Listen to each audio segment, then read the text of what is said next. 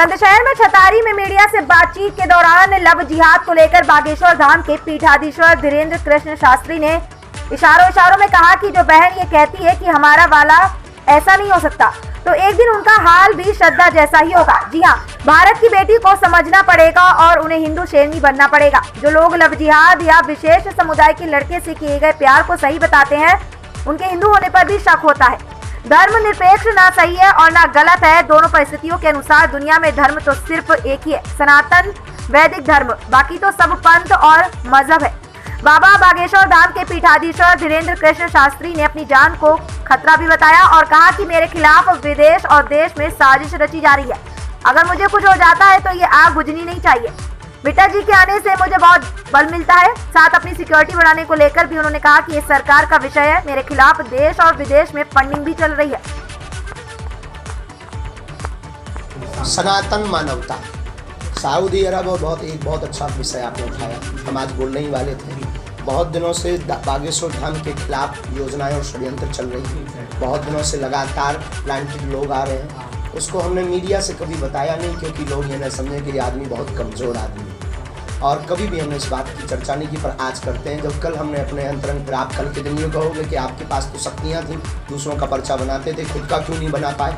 हम आपको आज मीडिया में बहुत बड़ी बात बता देते हैं। सनातन धर्म पर चलना बहुत कठिन धर्म है। इसमें बहुत हमले होते हैं, बहुत साजिशें होती हैं। आए दिन बड़ी बड़ी साजिशों के शिकार हम भी हुए हैं, हो रहे हैं, और अभी फिर षड्यंत्र चल रहे हैं। इस बात के लिए हम कहना चाह रहे हैं कि हमने सनातन की जो जोत जगाई है, तो प्रत्येक भारतवासी से कहना चाह रहे हैं कि मानवता, एकता और सनातन की ये जोत बुझनी नहीं चाहिए। हमें किसी का डर नहीं, एक रत्ती भर हमें डर नहीं है अपने शरीर का, एक रत्ती भर। लेकिन वर्तमान में बहुत बड़ी साजिश चल रही है। हो सकता हमारे जान के लिए भी चल रही है, हो सकता ये भी सत्य है, ये भी तैयारी चल रही है।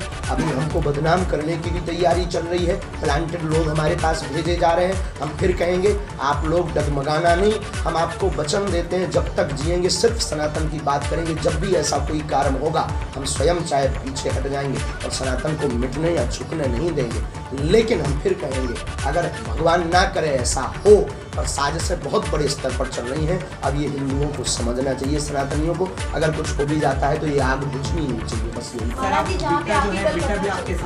हाँ, बिट्टा जी भी हमारे साथ है, इसी मामले में आए, बहुत बल मिला है। बिट्टा जी एक जीवित शहीद है, बहुत पावरफुल आदमी। उन्होंने कहा गुरुजी आप चिंता मत करो, वो उनको खबर लगी ना, हम आपको बता रहे हैं। उनके पास बहुत सारी सिक्योरिटी, आपके साथ वो ताना बाना नहीं है जो उनके साथ है। हाँ। तो आपको डर नहीं लगता ऐसे आप बोलते हैं? डरते तो हम कभी किसी से नहीं, डर तो हमारे अंदर भी, हम विवाक आदमी है। डरना, क्योंकि बार बार मरना नहीं है, एक बार बचना नहीं है। लेकिन षड्यंत्र में फंस सकते हैं। जो हमें अंतरंग प्रेरणा लगी, कल के दिन आप ये मत कहना कि आप जान क्यों नहीं पाए। हम पहले से आज घोषणा करके बता रहे, पहली बार मीडिया के सामने। तो बड़ी साजिशें, विदेशी साजिशें और भारत के ही लोग, कुछ लोग, विधर्मी लोग हमारे खिलाफ बड़ी बड़ी साजिशें कर रहे हैं। हो सकता है उससे जान माल। रिपोर्ट आ रही है कि फंडिंग भी हो रही है। हाँ, यस, बिल्कुल सही आपने क्वेश्चन किया, बिल्कुल सही। हमारे खिलाफ फंडिंग भी की गई, अरब देशों से भी चर्चा आई, यहाँ से भी आई है। तो हमें उससे डरना नहीं। हो सकता जान माल पर भी हमारे ऊपर वो हो, और ये प्रेरणा हमें किसी व्यक्ति ने नहीं दी है, किसी व्यक्ति, बिट्टा जी ने भी नहीं ये चर्चा की है। ये चर्चा हम अपनी अंतर्मन की, जो हमारी शक्तियाँ हैं,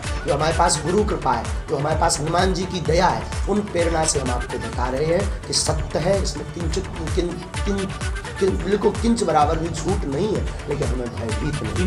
यदि आपकी सिक्योरिटी और ज़्यादा, ये बागेश्वर बालाजी की हमारे प्राचीन काल से ही मंत्रों की शक्तियाँ रही हैं, बस उसको जानने समझने वाला, उस पर चलने वाला कोई नहीं है। यूँ हम मान सकते, जो है वो डंका बजाते हैं। ये गुरु कृपा का बलवान है। गुरु कृपा की महत्वता है कि वहाँ की पार्लियामेंट में भी शक्तियों का, कथा व्यास बहुत गए, आचार्य बहुत गए, पर शक्तियों का प्रदर्शन करके कि मंत्रों में क्या ताकत होती है। और जो अंग्रेज दिन रात विज्ञान में डूबे रहते थे, वो अगर जो है ज्ञान को माने और नतमस्तक हो, ये वर्तमान समय में भारत के लिए गौरव का विषय है। और इसका प्रचार हम तो पूरे विश्व में करने की तैयारी में। युवा हमारे भारत की दिशा और दशा दोनों सुधार सकते हैं। युवा हमारे इस देश का बूस्ट है। युवा हमारे इस देश का वो आभा मंडल है। युवा भाई बहन हमारे इस देश की वो निधि है, वो संपत्ति है, जिस संपत्ति के प्रयोग से भारत पुनः सोने की चिड़िया बन सकता है। भारत पुनः विश्व गुरु घोषित हो सकता है। विश्व गुरु अभी भी है, पर घोषित रहना भारत। अनेक बार हमने सावधान किया। हम भारत के ये बहनों को, बेटियों को सावधान करेंगे। स्वधर्म निधनम श्रेया परधर्मो भयावह। हमारे शास्त्र में स्पष्ट कहा है, अपने धर्म में मरना श्रेयस्कर है दूसरे धर्म में विचार करने से। एक किसी बहुत बड़े महापुरुष का सूत्र था, तिल के तेल का कनिस्तर में हाथ डुबो देना, फिर तिल के बोरा में हाथ लगा देना। जितना तिल आपके हाथ में चिपक जावे उतनी बार भी दूसरे धर्म का व्यक्ति अपने बाप की सौगंध खाए तब भी एक तिल बराबर भरोसा नहीं करना।